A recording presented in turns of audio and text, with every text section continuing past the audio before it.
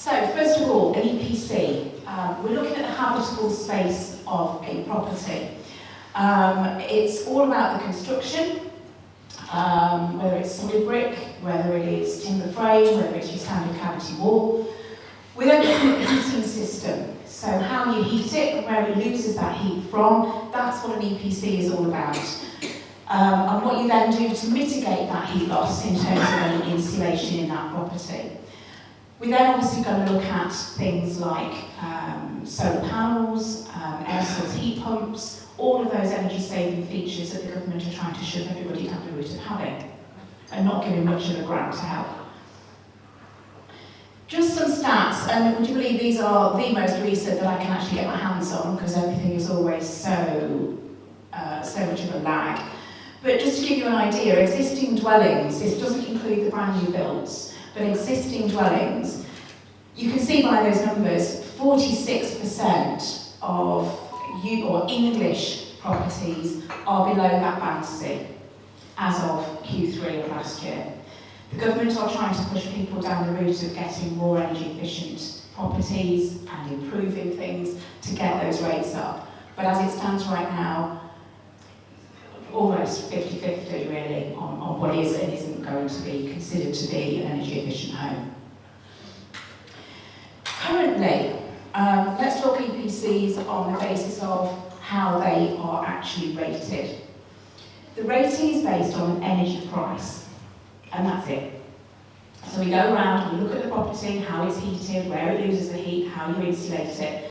But fundamentally, energy price is what sets that EPC rating. The bizarre thing about it is that those prices are from 2012. So if they were current, all of those ratings would be rock bottom because obviously energy prices have gone sky high. As we know, at the moment, anything A to E, band-wise, is lettable. If your property is below band E, you can apply to have an exemption. You have to prove that a 3.5k spend would not get that property up to an E, and then you can apply for that exemption. And currently, the exemption is for 5 years. You have to have an EPC that is valid when your tenant moves into the property. Advisable that you keep it valid throughout that tenancy. Currently, if you want to issue a Section 21, you need a valid EPC. I have to say the amount of times that I have been around a property and I have not had my energy assessor hat on, and I've pretended to be somebody else so that the landlord can get a valid EPC and issue a Section 21.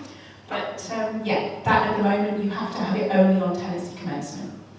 And if you are renting out a non-compliant property, there is a £5,000 fine for each individual connected to that non-compliance. So if you own a property, if you're a half, you both could get fined. If you do it through an agent as well, they could also be fined. So that's the current position. What's lying ahead are two chunks of reform. You may or may not have been part of a consultation. Early part of this year, February, and it closed in May, was a consultation on both individual pieces of legislation here. The government went out to that consultation to landlords, to agents, to likes of myself as an energy assessor, and asked us what we thought about all this. They did do a similar exercise in 2020, but of course COVID killed that off. So they've taken what was consulted on back in 2020, put that again out to individuals and said, what do you think? And those are now currently, the responses are now currently being considered by the government. They are going to report back by the end of this year on what their intentions are on the means reform. EPC reform is going to happen. The only things that we're waiting on is the actual date as to when next year. So I'm going to cover both of these because it is a minefield. Each individually is not such a problem, but they're coming together. It's going to be staggered, but they're coming together. And because they're coming together, this is where it can get a bit sticky. We'll cover these reform first.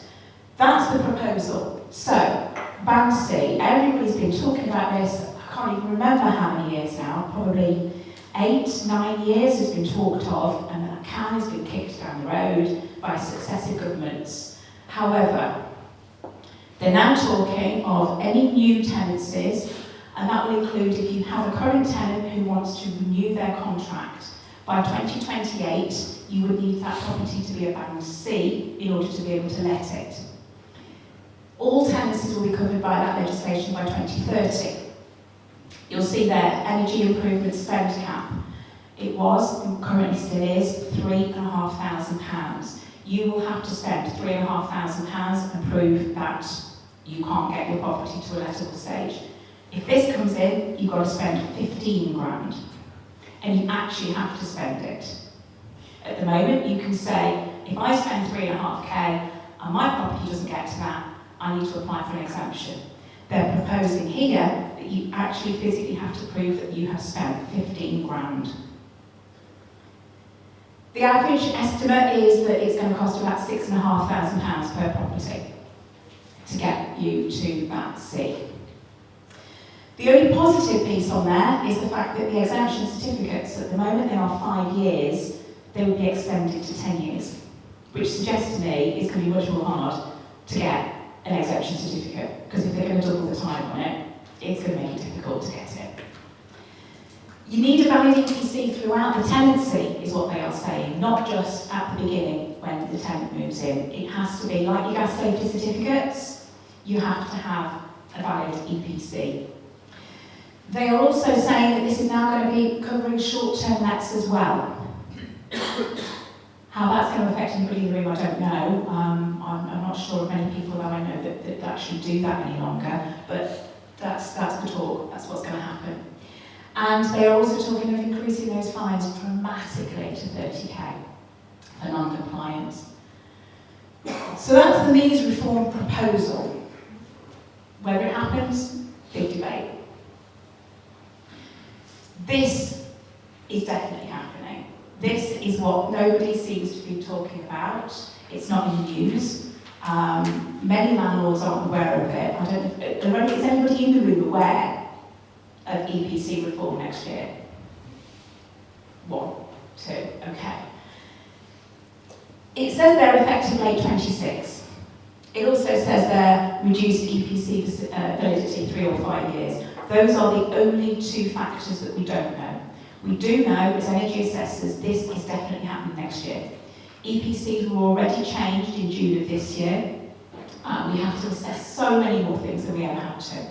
And some of that data that we are collecting now, whilst it doesn't actually have an impact immediately now on the rating, we're collecting it so that the government can see what properties have got smart meters and various other information that, as I say, isn't relevant right now to the EPC rating, but next year it will be. The rating is going to change, so in effect what's going to happen is the algorithm is going to change. The algorithm behind it that says your rating is an A, a B, a C, a D, whatever. This is the problem. Fabric performance, so how well insulated is your house? That's okay, that's not a problem, we can deal with that. Smart readiness, what we mean by that is electric vehicle charging points, smart meters, solar panels, etc., etc. Energy cost, they're still going to keep that in the 2012 prices, so we're here. They're not going to bring that up to date because it's going to kill everything they're trying to do, but that's what they're going to do.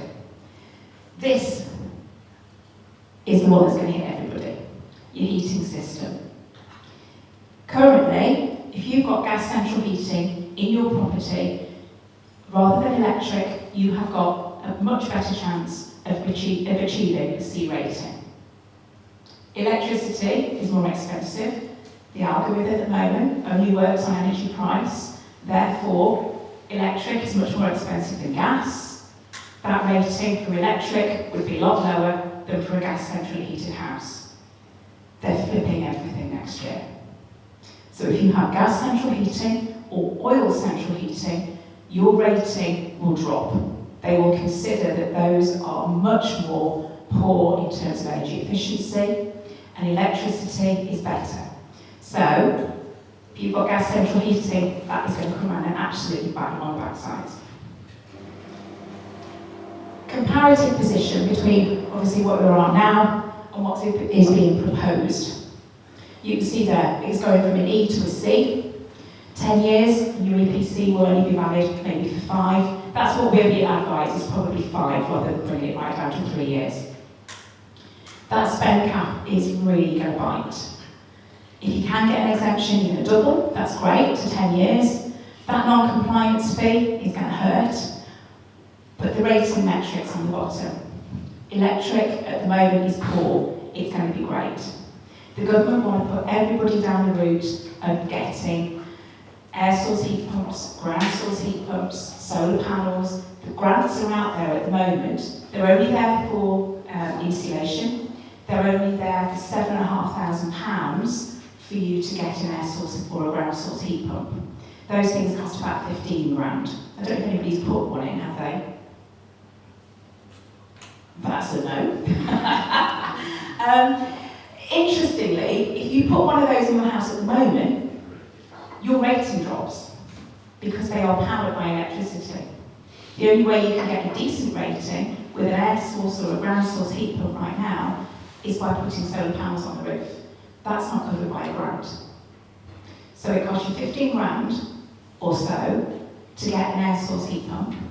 You get £7,500 grant towards it. Your rating drops. So you've got to put solar panels on your roof at your own expense. So it becomes an extremely costly exercise. It will benefit in the long run when they change the ratings next year because you will be electrically powered and therefore your rating will be higher. But as it stands at the moment, I've done so many things for landlords where they've gone for these grants and found that their ratings have dropped. And they wonder why, because nobody's telling them. So that's the comparative positions. I just want to use a working example. This property, currently the EPC is a D63. To get to a C, it's 69, we're at 69 points, so we're 6 points off. You can let this, great, fantastic. It's got gas central heating, it's got a tenant in it, they're paying their bills, paying their rent, absolutely fantastic. EPC doesn't expire until 2030. Ah, but it's not. Because if you wait until that EPC expires in 2030, well, you can't wait till then. Because the implications from 2028 with your tenant means that it's unlettable. So what's your option? Okay, well, let's renew the EPC. I'll do that. Get a new EPC, I'll be fine. Can get let, no problem. Wrong. Because your rating's going to drop. Because you've got gas central heating. Now that I put in there, that's a guess. I can't tell you that for definite at the moment. Because our software it doesn't have that algorithm behind it to say electric is great and gas is bad. But that's going to be the reality. So by doing nothing at all, your property becomes unlettable. That rating will drop. So you think, okay, I'll apply for an exemption. That's okay, I've got a tenant. Don't upset them, keep them in, they're paying the rent, it's absolutely brilliant. I'll apply for that exemption.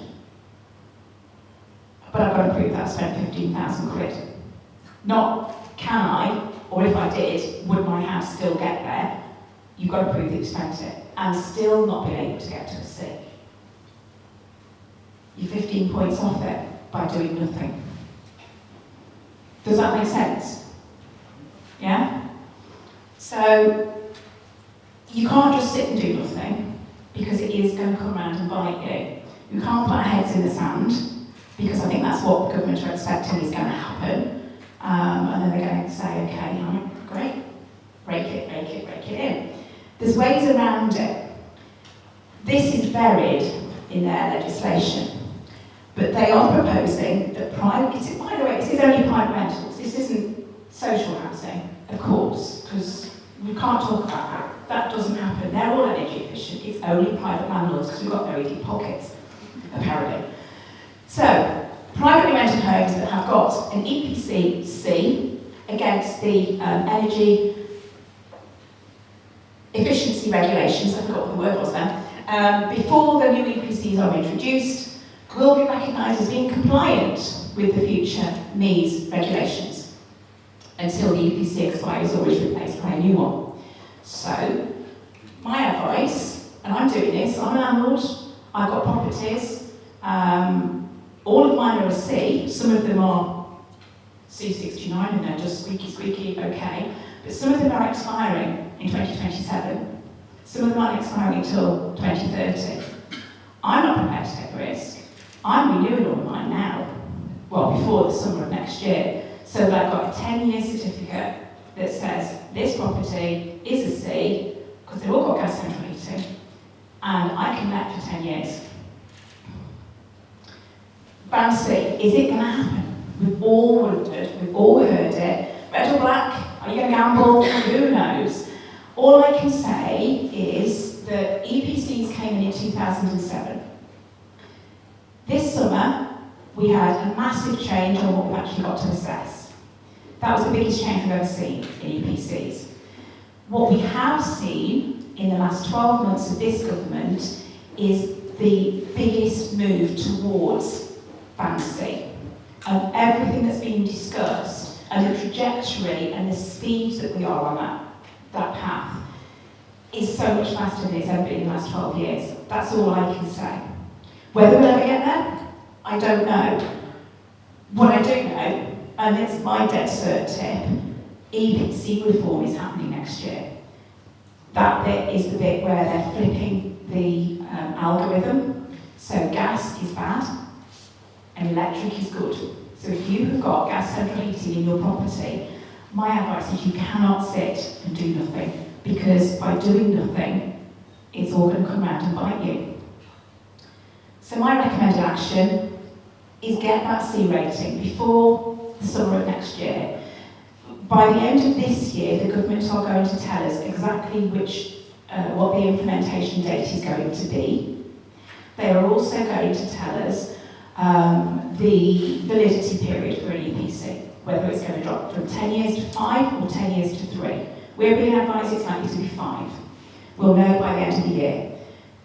But if you can get a C rating before that EPC reform happens next year, you have locked in a 10-year EPC certificate. Regardless of what happens, regardless of anything that they do, you have got a 10-year certificate. You can continue to let that property because you have got a C. You can get preferential lending rates, already mentioned over there, thank you. Not great, but better than they ever have been. There are, some more preferential rates about. There are grants available to improve properties, and there's zero VAT on those until March 27. And if you do go for those grants, remember as landlords, it's not your circumstance that matters. What matters is your tenant's circumstances. So if they are on benefits, if they are medically vulnerable, they could help to enable you to be, or the property, shall we say, to be eligible for some of this grant money. But buy your time now. It's cheaper now than it is waiting. Because once you wait and do nothing, it's going to come round and bite you, and it's too late to do anything. Because if you've got gas central heating, you cannot make that jump. Remember the example that we had? The property where you sit there, you do nothing about it, the rating drops from a D, where you're only 6 points away from getting that C, it will drop. And you've got much greater mountain to try and climb to get yourself there, and it's going to cost so much more money. So, that would be my advice. Take it or not is entirely up to anybody, but that is what is happening. Everybody's talking about Band C and meter reform. It's the EPC reform and the changing of that gas and electric. That's what's going to really hurt. So, that's me. Thank you, everybody. I'm around for questions if anybody has them. Thank you. Does anybody have any questions they want to ask Julie while she's standing up here? How does it affect houses with storage heaters, which are obviously electric? So I've got properties, no gas there at all. Okay. Storage heaters are obviously known to be inefficient and they are very good, but... They are. They're electric. You've got two ways of looking at it. I mean, you can either change those storage heaters now and put in high heat retention storage heaters, which are good, but they will only work if you've got a dual rate meter. Yeah, that's what I've just done literally in the last 2 weeks, the duplex ones, quantums. Brilliant. Economy 7, so... Yeah, no, fantastic. That would be the advice to do now. Alternatively, sit and do nothing, because in your instance, it's actually going to play in your hands. Because electric is all of a sudden going to climb up and be angelic. At the moment, it's horrible. But you're going to benefit from it. Okay. Yeah? Anybody else? Oh, there you go. Thank you very much.